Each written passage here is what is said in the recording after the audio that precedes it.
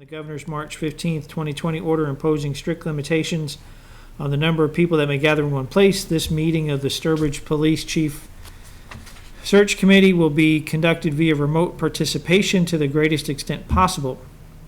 Specific information in the general guidelines for remote participation can be found on the town's website at https://www.sturbridge.gov/town-administrator/how-access-virtual-meeting. For this meeting, members of the public who wish to listen and or watch the meeting either online via the town's on-demand video broadcast on cable television on channel 191 or dial into the meeting at 774-304-1455, enter 1428 pound for the meeting number and 12345 for the access code. This phone number is only active for the public during public meetings. No in-person attendance of members of the public will be permitted, but every effort will be made to ensure that the public can adequately access the proceedings in real time via technological means. In the event that we are unable to do so despite best efforts, we will post on the town's website an audio or video recording, transcript, or other comprehensive record of the proceedings as soon as possible after the meeting. Whew. All right. So good afternoon, everybody. Thank you. The minutes of the prior meetings, when we voted on those last time, we were off air, and off recording, so I'm gonna ask you to do it again, so that way it's on the record, if possible. We sent you the first meeting minutes from March 23rd, 2020 yesterday. Did everybody have a chance to go through those? Yep. Okay. All right, is there a motion to accept? Make a motion. Motion by Second. Shane, second by Klaus. Second. Okay, motion and a second. All in favor. Mr. Hillman, how do you vote? Yes. Ms. Leo, how do you vote? Yes. Chief Woodson, how do you vote? Yes. And Klaus, how do you vote? Yes. Okay, wonderful. The next meeting is July 15th, 2020. Any comments, suggestions, or corrections on those? All right. Is there a motion? Make a So motion. moved. Moved by Ms. Leo, seconded by Chief Woodson. All right. Klaus, how do you vote? Yes. Okay, Reed, how do you vote? Yes. Chief, how do you vote? Yes. Kristen, how do you vote? Yes. And I vote yes. Okay. August 4th, 2020. Any comments, suggestions, corrections? Just to correct Sergeant towards the bottom of page 2. Yep, Sergeant at bottom of page 2. Yeah, you made that comment last time as well. Yep. All right. Really, you were never in the Army, Jeff. Unfortunately. All right, with that correction, is there a motion? Move to accept the minutes. All right, motion by Ms. Leo, seconded by Chief Woodson. All right. Kristen, how do you vote? Yes. Reed, how do you vote? Yes. Klaus, how do you vote? Yes. And Chief Woodson, how do you vote? Yes. And I vote yes. Okay. All right, July 9th, 2020. Any additions, corrections, amendments to those? Hearing none, I'll take a motion. Make a motion. All right, Chief. Let's second it. Klaus, a motion and a second. Ms. Leo, how do you vote? Yes. Chief Woodson, how do you vote? Yes. Klaus, how do you vote? Yes. Reed, how do you vote? Yes. And I vote yes. Okay, last minutes, October 10th, 2020. Any comments, suggestions, corrections, amendments? No? Okay. Hearing none, I'll take a motion. Make a motion. Chief Woodson, Second. second by Ms. Leo. Okay, Reed, how do you vote? Yes. Klaus, how do you vote? Yes. Kristen, how do you vote? Yes. And Chief Woodson, how do you vote? Yes. And I vote yes. All right. So we were caught up on the minutes. All right, now to the meat of the conversation.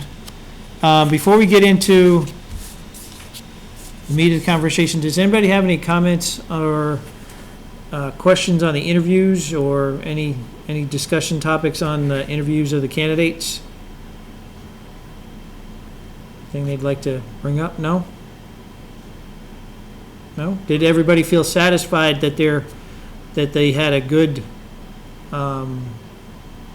understanding of where the candidate was coming from and had an opportunity to ask those things that interested them about a potential chief of police? Everybody feel confident in that? Okay. All right. Good. All right, so I put together a spreadsheet of the scores from the resumes and the scores from the interviews, and those you have in your hands. So at this point, I think we're looking at who is the best fit. And then I think we talked about this earlier in the process, that whichever one we felt was the finalist, we would then engage a background check on. And then that would be barring any obvious problems with the background, that would be the candidate. And Kristen, did you have a question?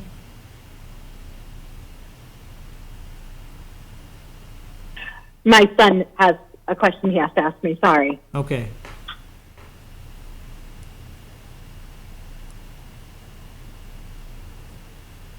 All set. Oh, okay, good. Wasn't an algebraic equation that he's working? No. Not today. Nope. So I guess we can get into the discussion of the two candidates and talk about which one we believe is the best fit, and go from there. So I'll just open it up to the committee. If anybody wants to make a comment, or anybody? No? Chief? Yeah, I just think, Mr. Bridges, and, I don't know, I'm certainly not speaking for everybody on the board, but your community is lucky to have such two very qualified candidates. I think both could fill that position and fill that role. Both have seemed to have prepared for this for most of their career. But unfortunately, there'll be a winner and a loser in this contest, and not contest, but in this selection, I should say. Do you want us going forward to tell you who, how do you want to do this, Mr. Bridges? Who we're leaning towards, who we think, pros, the cons, what's good, what's bad? How do you want me to proceed with this?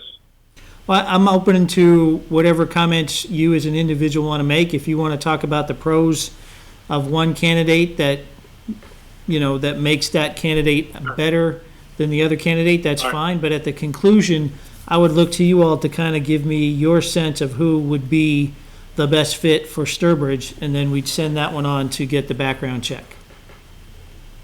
I think if I could, through you then, Mr. Bridges, just to kind of get my piece out of the way, after looking at both candidates and looking at resumes and going through interviews and going through this whole process now for several months, I think the person that you have there now as an interim is a known commodity in the community. He's been there for many years.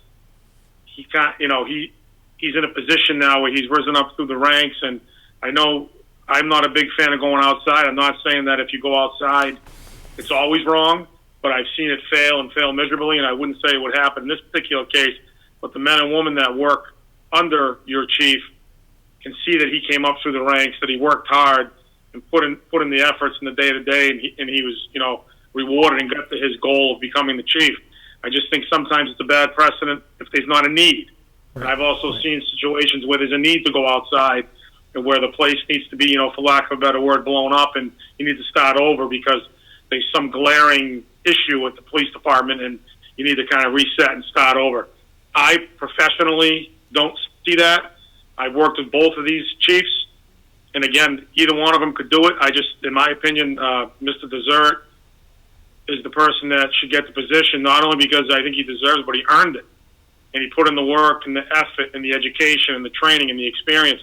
And he's a known commodity. The men and women over there respect him, and I think he'd be a great fit for your community because he's a part of it, and he still lives there in the area, and he's just, he's kind of embedded in your community.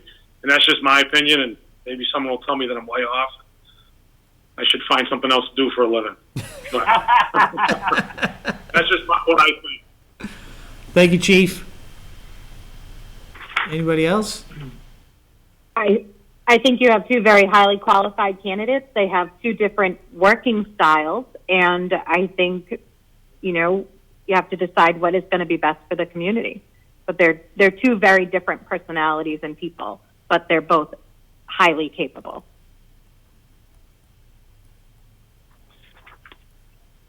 My own opinion, I'm not sure whether everybody did the same as I did, but I sent my findings after the interviews to Mr. Bridges, and I have what I've written here in front of me. When I go and say, well, what did I find there? I think that Earl Desert had an advantage in the sense that he's already in the position, and I think that always adds to confidence, in terms of how you perform when you're really put in the hot seat as he was during the interview. But there were certain things that really came out to me when I looked at the Mr. Desert's schooling. He seemed to have a broader schooling. It seemed to me that right from the get-go, when he first started to look towards becoming a police chief in his early career, he systematically took the courses that would get him there. And I think as such, his, if you like, academic training is broader. Something else that stuck out, one of the points he made that is he's saying that he's very interested when it comes to incidents, in fact, to go out of his way to make sure that news coverage is appropriate to the point where he would even anticipate it. And, if there's an incident, sooner or later the newspapers are going to get hold of it. He thought about how he was going to deal with that. Something else that caught my attention was that he said that, he would be modeling policies, meaning that if there isn't, in fact, a written policy of how to respond in certain circumstances, that he would make sure that there were actually written policies ahead of a particular type of incident occurring, which I thought was thinking ahead.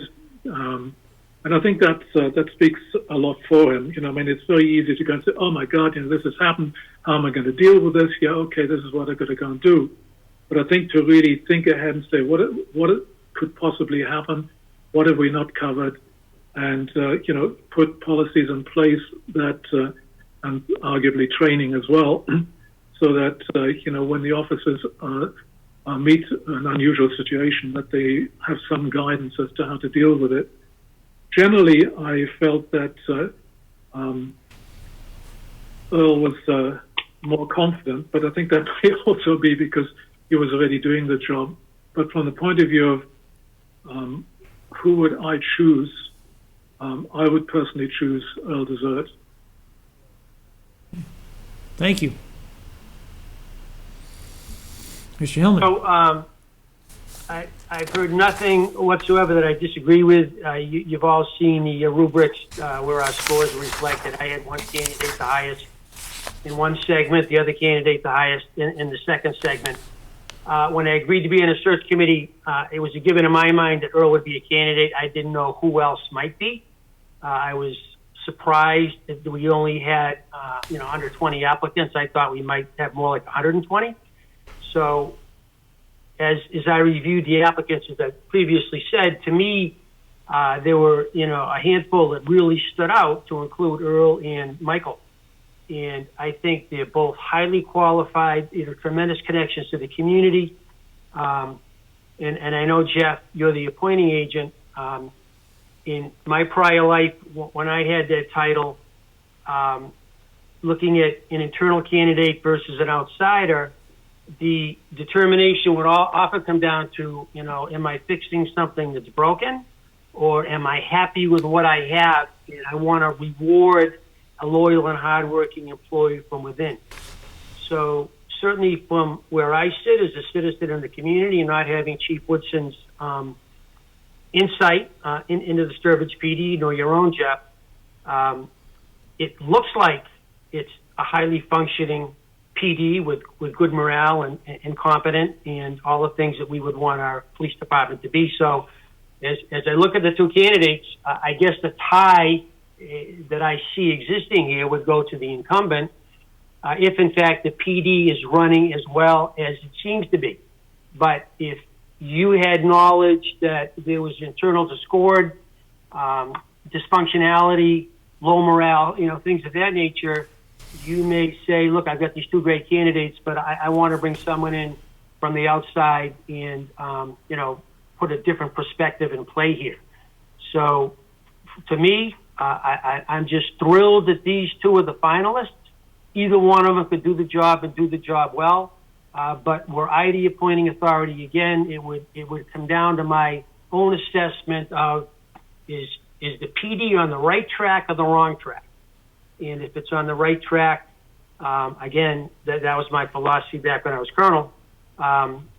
If it's on the right track, you go with promoting someone in that chain, because it not only is the right thing to do, but it also telegraphs to the other underlings that there are rewards for doing your job and doing it well. Certainly, you could bring in an external candidate for lieutenant, maybe even for sergeant, I don't know, but absolutely the chief. But if you do that and you do that a lot, all of a sudden the people that are working there say, why bother? So, in terms of the internal dynamics, I think that's important too. All right. Thank you. And I'm going to follow up with all of you and say that's exactly my philosophy with all of the departments I've but the municipalities I've worked in, all the different agencies and all the different municipal departments that I've worked with. Is it broken? Does there need to be an infusion of fresh blood to reinvigorate those people that can do a good job if they're motivated, if they feel as though they're worthwhile, if their needs are addressed, and they feel they're being led competently? And in this situation, I see that Lieutenant Desert has put a tremendous amount of years in, not only in Sturbridge, but in investing in his career, investing in his education, investing in his community. And I just don't see where the Sturbridge Police Department requires an infusion of fresh blood to bring that department to the next level. I think leadership is there. I think Earl can bring that department to the next level. He can lead it into the future. So I'm not seeing a deficiency where it'd be necessary to address with some outside ideas. Not that every now and then you need to stir the pot a little bit and refresh your gene pool, but I'm not seeing that need here today.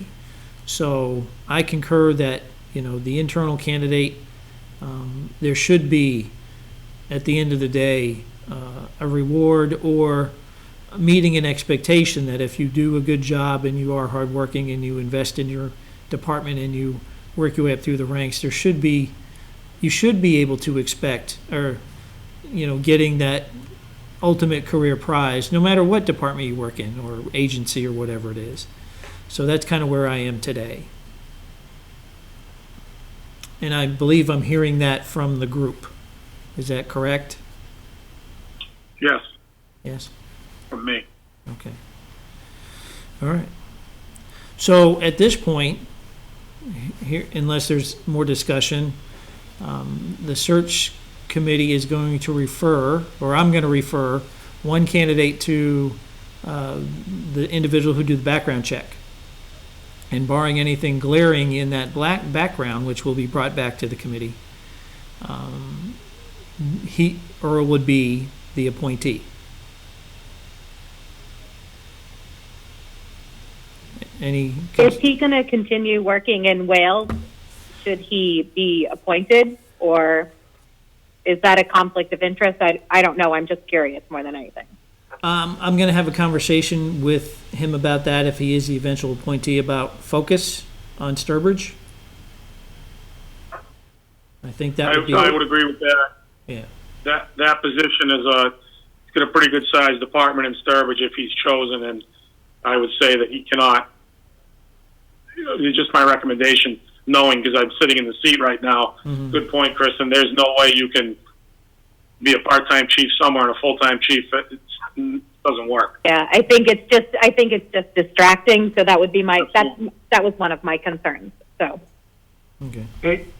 Before you go, Jeff, I would want to add that if you find out that, Earl's got a couple of murders on his plate that we don't know about, I hope rather than reopen the search, you would go right to Michael.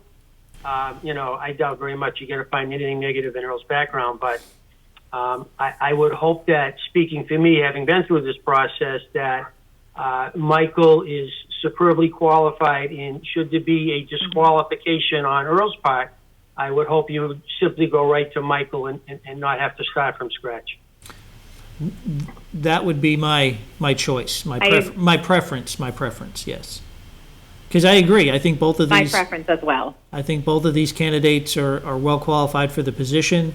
I think we would be well served by either one. I just think that Earl has a little bit more right now that fits the community. So, okay. Agreed. Any other comments? No? No, I'd say that we're lucky to actually have two candidates who are so familiar with Sturbridge and who served the community in the past. So, we know them. Right? You also. It'd be interesting too. It obviously be Earl's call, but he's got to create a vacancy. Interesting if it'd be in Michael's interest to come in, a second in command. That would be interesting. Within the purview of this committee, just be thinking out loud. Right. That's a great point. So. All right. What a team that would be. Good gracious.